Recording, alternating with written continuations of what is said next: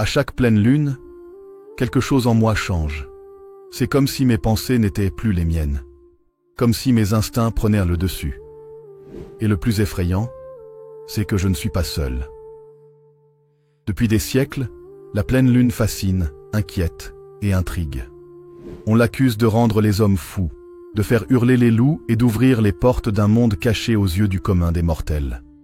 Mais, et si ce n'était ni pas que des contes anciens? Et si derrière les légendes se cachèrent de véritables fragments de vérité? Une vérité dérangeante, dissimulée à dessein?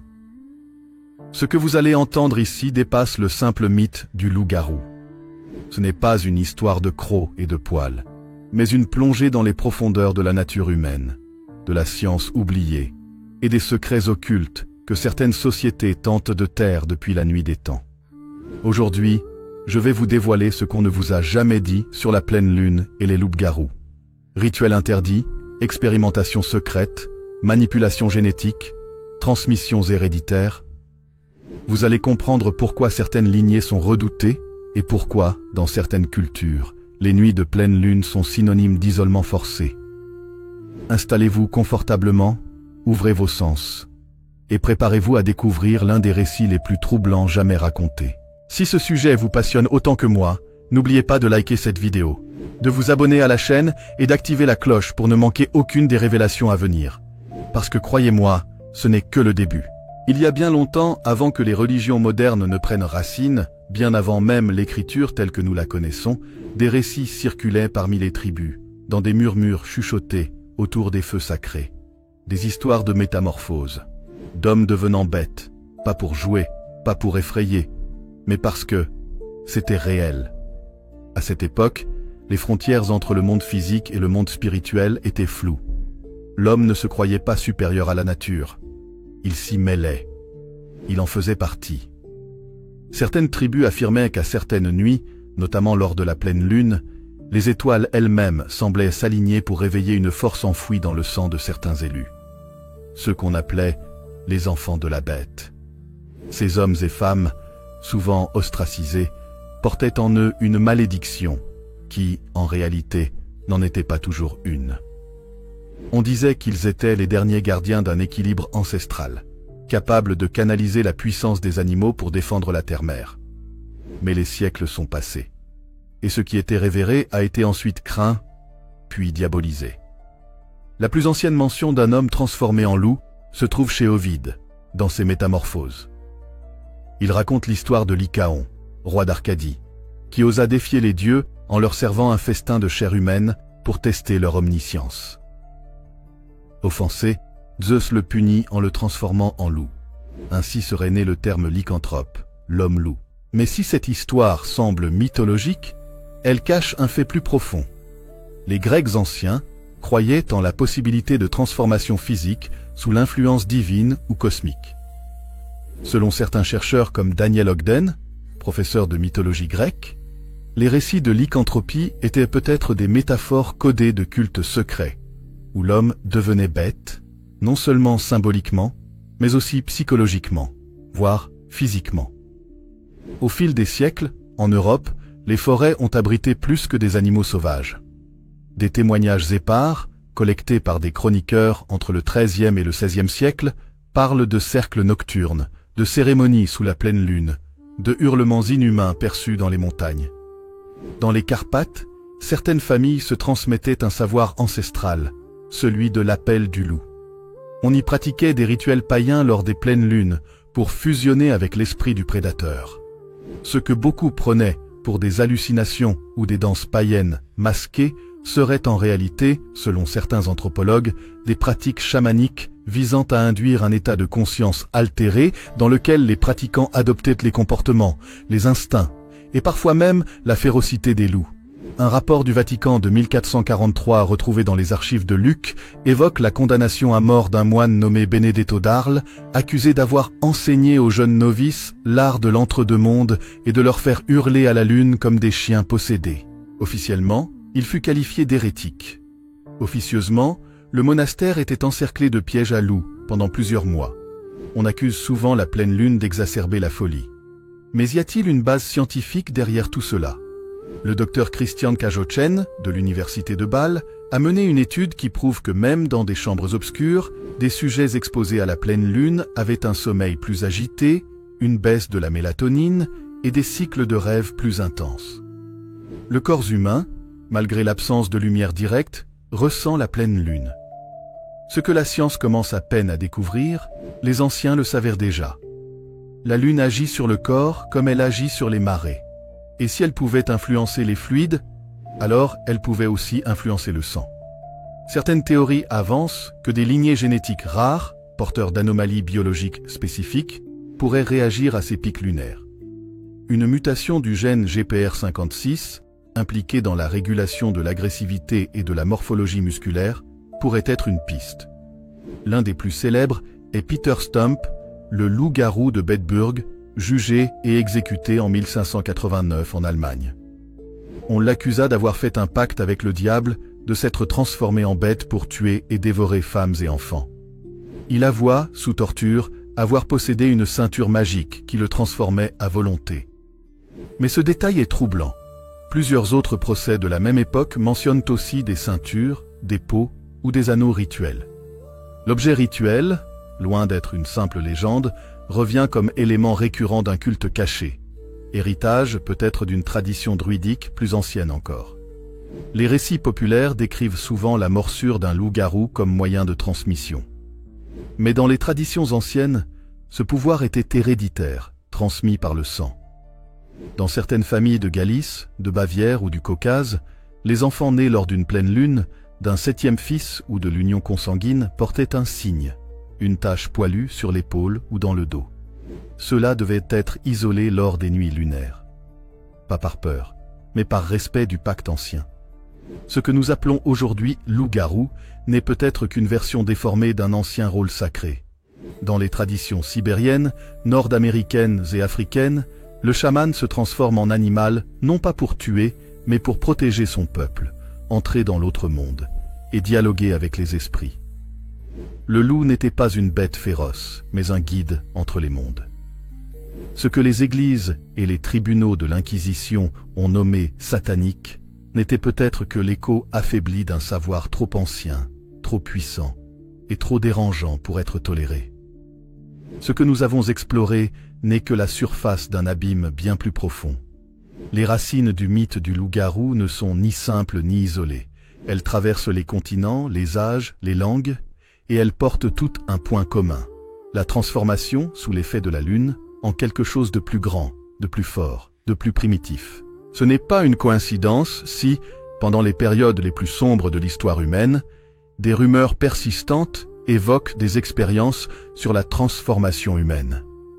Dès la Seconde Guerre mondiale, des documents classés top secret par les Alliés ont révélé des témoignages troublants de soldats affirmant avoir vu des créatures hybrides attaquer derrière les lignes ennemies, mi-homme, mi-animal, doués d'une agilité surhumaine, de réflexes foudroyants et d'une résistance à la douleur qui défie la logique. Certains pensent que les nazis, obsédés par l'occultisme et la pureté du sang, auraient tenté de réveiller les dieux anciens ou d'utiliser la science noire pour créer ce qu'ils appelaient des Übermenschen, des surhommes. Parmi leurs projets secrets, le nom de code Project Werewolf revient régulièrement dans les archives. Officiellement, il s'agissait d'une unité de résistance. Officieusement, certains documents exhumés des ruines de Berlin font mention d'expériences sur la transformation génétique sous influence lunaire. Des prisonniers de guerre auraient été soumis à des injections expérimentales d'extraits hormonaux lupins mélangés à du sang de bêtes sauvages. Les survivants, s'il y en eut, n'ont jamais reparu. Mais ce désir de transformation n'est pas né avec la guerre. Bien avant cela, des sociétés secrètes vénéraient en silence la bête intérieure. Prenons la fraternité de la Lune Noire, un ordre oublié dont les symboles apparaissent furtivement dans certaines gravures du Moyen-Âge. Leur rituel se tenait uniquement lors des pleines lunes d'équinoxe, et les initiés devaient en boire une concoction à base de belladone, de champignons hallucinogènes et d'un liquide décrit comme le sang de l'oubli. Ces cérémonies, selon les rares écrits retrouvés, auraient permis aux membres de quitter leur forme et d'en revêtir une autre, bestiale et libre. Les loups-garous, dans ce contexte, n'étaient pas des monstres, mais des êtres éveillés, ayant transcendé les limites du corps et de la raison. Des textes interdits comme le manuscrit de la Louve Rouge, conservé aujourd'hui dans les sous-sols du Vatican selon certaines sources, décrivent en détail des lignées entières d'êtres lunaires, considérés comme les derniers gardiens de la frontière entre l'instinct animal et la conscience divine. Durant la guerre froide, la CIA s'est lancée dans de nombreux programmes de manipulation mentale et biologique, dont le tristement célèbre MK-Ultra. Mais ce que l'on sait moins, c'est qu'en parallèle, un sous-programme baptisé Lunar 3X aurait tenté d'exploiter les effets biologiques de la pleine lune sur certains profils génétiques anormaux. Des cobayes seraient sélectionnés parmi les enfants abandonnés, les orphelins ou les prisonniers psychiatriques. L'objectif, activer des capacités latentes, force accrue, agilité, agressivité contrôlée, grâce à des stimulations auditives et hormonales couplées à des phases lunaires précises. Des rapports internes de 1967 évoquent des cas de rampage incontrôlé lors de nuits de pleine lune et de phénomènes corporels non documentés. Ces cobayes auraient été classés comme hautement instables et potentiellement non humains. Depuis, ces archives sont introuvables. Officiellement, elles n'ont jamais existé. Loin des fantasmes hollywoodiens, certains scientifiques osent aujourd'hui poser des questions que d'autres refusent d'aborder.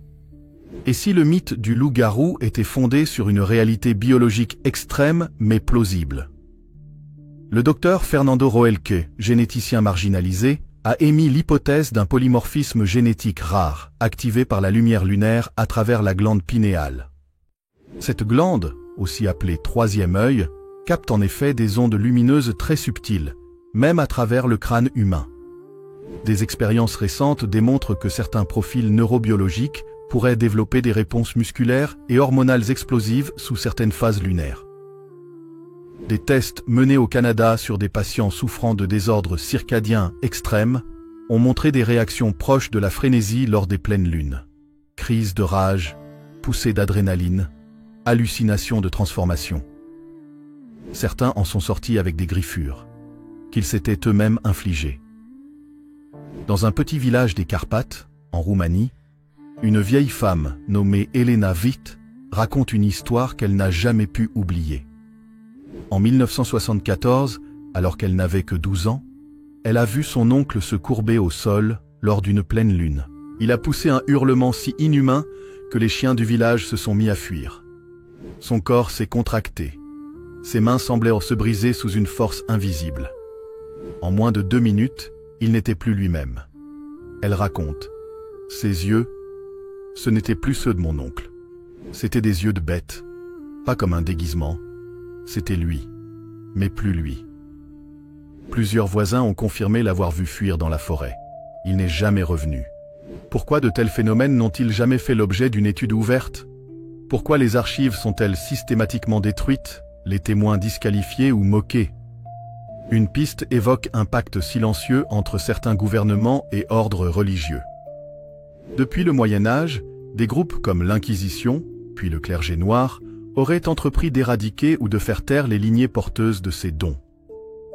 Certains témoignages modernes parlent de chasseurs de lune, des hommes silencieux, habillés en noir, observant les naissances pendant les nuits de pleine lune dans les hôpitaux reculés. Leur mission serait de repérer les marqués dès l'enfance. Le Vatican nierait formellement, mais certaines vidéos fuitées sur le dark web montrent des séminaires secrets où sont discutés des cas de lupus animae, loup de l'âme. Et si, après des siècles de silence, les gènes dormants se réveillaient, avec les perturbations climatiques, l'évolution de la lumière artificielle et les mutations génétiques modernes dues à la pollution, certains chercheurs affirment que les conditions favorables à l'activation du syndrome lupin sont de nouveau réunies. Des vidéos virales d'hommes en crise pendant la pleine lune, captées dans les campagnes d'Europe de l'Est ou d'Amérique latine, laissent entrevoir des comportements inhumains. Hurlements, déplacements quadrupèdes, morsures auto-infligées, yeux brillants captés par les caméras infrarouges. Bien sûr, ces vidéos sont qualifiées de fake. Mais sont-elles toutes fausses? Pourquoi disparaissent-elles si vite des réseaux? Et s'il ne s'agissait pas seulement d'un phénomène ancien, mais d'une énergie toujours active que certains cherchent à réveiller? Depuis des millénaires, la Lune est perçue non seulement comme un corps céleste, mais comme une entité vivante, capable d'interagir directement avec le corps humain, et plus précisément avec le sang. Dans la médecine traditionnelle chinoise, la Lune influence le Qi, l'énergie vitale, et dans l'Ayurveda indien, elle gouverne l'eau et le sang dans le corps. Les anciens Égyptiens, eux, associèrent le cycle menstruel à la Lune, voyant dans cette synchronisation un signe de connexion sacrée entre l'humain et le cosmos. Mais ce que la plupart ignorent, c'est que dans certaines traditions interdites, cette connexion ne concerne pas que les femmes. Les hommes aussi porteraient en eux un cycle lunaire, refoulé. Une théorie ésotérique très ancienne, mentionnée dans les tablettes de l'Obscur, un recueil gnostique introuvable dans les archives officielles, prétend que le sang masculin, lorsqu'il est en colère, douloureux ou sacrifié, entre en résonance avec la lumière lunaire, provoquant des mutations dans l'âme et le corps. Cela expliquerait pourquoi les anciens rituels de transformation avaient lieu uniquement pendant les pleines lunes. Ce n'était pas une coïncidence. La Lune agissait comme un catalyseur génétique. Dans une vallée reculée de Slovénie, dans un village qu'aucune carte moderne ne mentionne, vivait une famille connue sous le nom de Verkolak, un nom dérivé du slavon signifiant littéralement « celui qui tourne sous la Lune ». Pendant des générations, ils ont préservé un rituel interdit, transmis oralement, que seuls certains membres de la lignée étaient autorisés à pratiquer. Ce rituel, appelé le croque-blanc, consistait à mélanger du sang humain, un fragment d'os de loup et une plante rare appelée flamme de lune, Lunaria argentea, puis à l'enflammer sous la pleine lune, tout en récitant des vers oubliés dans une langue proto-européenne. Le sang du participant devait ensuite être exposé à la lumière lunaire, directement sur sa peau. Les effets, selon les récits, poussée d'adrénaline, dilatation des pupilles, perception auditive accrue, croissance anormale des poils et hallucination de transformation physique. Mais certains témoins affirment qu'il ne s'agissait pas d'hallucination. Ils auraient vu, réellement vu, leur frère changer de forme, leur corps se tordre, se craqueler, pour épouser celle d'une bête bipède à la mâchoire surdimensionnée. Certains y voyaient une malédiction, d'autres un don. Ce qui est le plus troublant, c'est la manière dont certaines religions ont tenté d'étouffer ou récupérer ces rituels. Dans certains textes gnostiques interdits, Jésus aurait rencontré, et peut-être initié, des hommes loups dans le désert. Dans l'évangile de Thomas, texte apocryphe retrouvé à Nag Hammadi, un passage énigmatique évoque « ceux qui changent d'apparence lorsque l'astre plein illumine les os des justes ». Dans l'islam ancien, le djinn nommé Nasr al-Layl, ou le hurleur de la nuit, est décrit comme une créature qui prend possession du corps humain à la pleine lune, transformant le croyant en bête assoiffée de liberté. Certains imams soufis parlent d'un miroir de la lune, capable de refléter la vraie nature de l'homme, même celle que lui-même ignore. Et dans le judaïsme mystique, la Kabbale parle des Gilgulim, des réincarnations d'âmes animales enfermées dans des corps humains. La pleine lune serait un moment où les portes du corps s'ouvrent, laissant l'âme originelle, parfois bestiale, émerger. Le plus incroyable, ces lignées n'ont pas disparu. Elles ont simplement changé de forme, de nom, de masque. En Islande, une communauté connue sous le nom de Yalmdir, les porte-cornes, se réunit encore, discrètement, lors de certaines pleines lunes d'automne. Ils prétendent ne pas se transformer, mais libérer leur autre moitié. Lors de ces rituels, des cris gutturaux, semblables à des hurlements de loups, résonnent dans les montagnes. Des randonneurs effrayés en ont témoigné, mais les autorités affirment qu'il s'agit de vents soufflant dans les cavernes. En Amazonie, les Jaguaruna, un peuple indigène menacé, conservent un rituel lunaire lors duquel le chaman se recouvre de sang d'animal et médite dans la forêt jusqu'à perdre conscience. Lorsqu'il revient, selon ses pairs, il parle avec une voix différente, une langue oubliée, et possède une force décuplée pendant plusieurs heures. Récemment, un chercheur indépendant, Dr Anatoly Breskov, ancien biologiste russe, a publié une étude censurée montrant qu'environ 0,3% de la population mondiale posséderait une séquence d'ADN inconnue, non répertoriée dans les génomes classiques, mais activée uniquement sous exposition lunaire prolongée. Cette séquence, baptisée provisoirement l'UM37, serait localisée dans les cellules de la peau et dans l'ADN mitochondrial. Une fois activée, elle provoque une élévation soudaine de la température corporelle, une sensibilité extrême au son et une prolifération cellulaire dans les follicules pileux. En langage clair, sous pleine lune, le corps se prépare à une métamorphose. Cette mutation, selon Breskov, serait un vestige génétique d'une époque où l'homme n'était pas entièrement humain.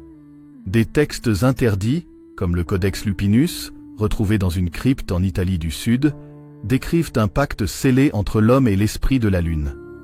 Ce pacte, aujourd'hui effacé des mémoires, donnait accès à une force brute à condition de ne jamais tuer par plaisir, de hurler pour l'oubli, et de se fondre dans la nuit sans jamais chercher la gloire. Ce pacte aurait été brisé par l'orgueil des hommes. Depuis, les lignées sont traquées, les rituels interdits, les descendants enfermés dans des asiles, ou utilisés dans des programmes secrets. Mais certains cherchent aujourd'hui à réactiver ce pacte. Des forums occultes, des vidéos cachées, des livres auto-édités diffusent les anciens vers, les gestes à accomplir, les plantes à récolter, et les nuits exactes où le voile entre l'homme et la bête devient le plus mince. Ce que vous venez de découvrir bouleverse tout ce que vous pensiez savoir. La pleine lune n'est pas une coïncidence cosmique, c'est une porte, une ancienne alliance entre le corps, le sang et l'astre d'argent. Les rituels que l'on croyait éteints brûlent encore dans certaines montagnes, certaines jungles, certaines grottes oubliées. Et si tout cela revient aujourd'hui, ce n'est pas un hasard. Posez-vous la question. Avez-vous déjà ressenti, lors d'une pleine lune, cette nervosité étrange, cet instinct animal difficile à expliquer, une agitation intérieure, des rêves sauvages, un goût de sang dans la bouche sans blessure apparente, des douleurs dans les os, comme si votre propre chair résistait à quelque chose? Et si ce n'était pas juste une coïncidence? Et si, malgré les siècles d'oubli, l'appel de la lune agissait toujours sur certains d'entre nous? Et si la légende du loup-garou n'était qu'un voile poétique posé sur une réalité biologique, spirituelle et énergétique qu'on n'a jamais vraiment osé regarder en face? Prenons le cas de James Howlerman, un randonneur canadien expérimenté, disparu pendant 3 nuits en 2018 lors d'une excursion solitaire dans la chaîne Selkirk. Lorsqu'il fut retrouvé, nu, couvert de sang et de griffures, non humaines, il ne se souvenait de rien, sauf de cris, de hurlements, et de la sensation de courir à 4 pattes à travers la forêt. Son témoignage a été rapidement classé comme délire post-traumatique. Pourtant, ses ongles étaient enfendus comme des griffes, ses os du pied fracturés à des endroits typiques chez les quadrupèdes. Autre cas, Nourabé, 22 ans, résidente d'une banlieue tranquille de Tunis, affirme s'être réveillée dans son jardin un matin, les vêtements en lambeaux, les jambes couvertes de terre, un animal mort près d'elle, déchiqueté. Aucun souvenir, aucune drogue. Les médecins ont conclu à un trouble du sommeil, mais les caméras de surveillance du voisin ont disparu mystérieusement cette nuit-là. Sur le Darknet, certains forums ésotériques parlent sans détour de l'activation. Ils s'échangent des cartes, des dates précises de pleine lune, chargées, des codes génétiques spécifiques à tester soi-même, via des kits génétiques illégaux, et même des protocoles de réintégration post-transformation. Dans certains de ces cercles, on parle de frères de la nuit, de gardiennes lunaires, d'anciens pactes rompus que certains cherchent à réactiver pour restaurer un équilibre perdu. Un site aujourd'hui disparu, lunarawakening.org, listait des zones géographiques à risque, les forêts noires d'Allemagne, les grottes de Chiapas, au Mexique, les montagnes de l'Atlas, au Maroc, la région des lacs, au nord de l'Angleterre, et certaines zones abandonnées du Vermont, chose étrange. Toutes ces zones sont connues pour leurs phénomènes lumineux, leurs disparitions inexpliquées ou leurs légendes très anciennes liées à la Lune. Un article scientifique paru anonymement en 2021 sur une revue confidentielle de biologie cellulaire propose que le cerveau humain contient une structure réceptive à la lumière lunaire, nommée corpus lunaris, détectable uniquement en imagerie infrasonique, et toujours active, même chez des individus n'ayant jamais été exposés à une pleine lune directe. Selon l'auteur, les sujets porteurs du gène LUM37, dont nous avons parlé dans la partie 3, présentent également une activité électrique anormale dans le lobe limbique pendant les pleines lunes, zones du cerveau liées à l'instinct, à la rage, à la mémoire ancienne. Un neuroscientifique réputé, le Dr Ian Callister, a publié un message troublant sur X, anciennement Twitter, avant de supprimer son compte. Et si le loup-garou n'était pas une créature, mais une version de nous-mêmes que notre époque ne peut plus tolérer? La réponse est simple. Contrôle. Imaginez un instant que le monde découvre que certains humains peuvent se transformer, même temporairement, en bêtes hybrides, doués d'une force inhumaine, insensibles à la douleur, capables de régénération partielle et dotés d'instincts primaires incontrôlables. Ce serait l'effondrement des systèmes actuels, médecine, droit, religion, armée, police. C'est pourquoi des groupes ultra discrets seraient chargés de surveiller, isoler, neutraliser voire exploiter les individus activés. On les appelle parfois les chasseurs d'ombre, des agents en civil formés aux cas anormaux, souvent présents dans les services de psychiatrie, d'urgence nocturne, ou dans les services forestiers de zones reculées. Les cycles lunaires ne sont pas stables. Certaines années, la Lune se rapproche anormalement de la Terre. On parle alors de superlune. Et chaque superlune depuis 2016 coïncide étrangement avec des pics d'agressivité collective, des meurtres inexpliqués ou des disparitions rurales. Le plus troublant? En 2023, une mission spatiale japonaise, Lunex 2, aurait capté une émission vibratoire anormale depuis le sol lunaire, exactement pendant une pleine lune. Elle ne correspondait à aucun phénomène géologique connu. Certains chercheurs comme Linda Moulton Howe, spécialisée dans les phénomènes paranormaux, affirment que la Lune pourrait être plus qu'un astre mort, un amplificateur vibratoire, une sorte de catalyseur énergétique pour certaines formes de vie, dont l'homme aurait fait partie autrefois. La vérité, c'est que le loup-garou n'est pas un monstre, c'est un miroir, une version oubliée de l'homme, plus ancienne que la civilisation, plus sauvage que la technologie et plus libre que toutes les chaînes modernes. Certains disent qu'ils en ont peur, d'autres qu'ils en rêvent. Mais ce qu'on ne vous dit pas, c'est que le réveil est déjà en marche. Les lignées se regroupent, les rituels se pratiquent en silence, les gouvernements surveillent, et les scientifiques ferment les yeux. La prochaine superlune aura lieu dans quelques semaines. Et selon certains, ce sera la plus puissante depuis 150 ans. Les étoiles sont alignées. Le voile s'affine. Le sang frémit. Alors je vous pose une dernière question. Et si, cette nuit-là, ce n'était pas votre reflet que vous voyez dans le miroir, mais une vérité plus ancienne que votre nom? La pleine lune n'est pas un mythe. Les loups-garous ne sont pas des monstres de conte. Ce sont peut-être les fragments égarés de ce que nous étions, et que certains deviennent encore. Merci. Merci du fond du cœur d'avoir pris le temps de suivre cette histoire jusqu'à son terme. Ce récit n'était pas qu'un simple divertissement. C'était un voyage à travers les ombres de notre mémoire collective, une plongée dans l'invisible, une invitation à regarder autrement la lumière de la pleine lune, et ce qu'elle réveille en nous. Si vous êtes resté jusqu'à la fin, c'est que, quelque part en vous, vous avez ressenti cet étrange frisson, cette intuition que quelque chose ne tourne pas rond dans les récits officiels. Et peut-être, oui peut-être, que la légende des loups-garous n'est pas aussi folle qu'on le prétend. Je vous remercie pour votre curiosité, votre ouverture d'esprit et votre fidélité. Merci pour vos partages, vos commentaires, vos likes. C'est grâce à vous que la vérité continue de se propager, même dans les coins les plus sombres. Si cette vidéo vous a marqué, alors n'hésitez pas à la faire découvrir autour de vous. Car parfois, une simple histoire peut réveiller un souvenir, un murmure, une trace. Et qui sait? La prochaine fois que la lune brillera dans le ciel, peut-être lèverez-vous les yeux avec un regard différent. Prenez soin de vous, restez humain, et surtout, restez éveillés. À très bientôt pour un nouveau voyage.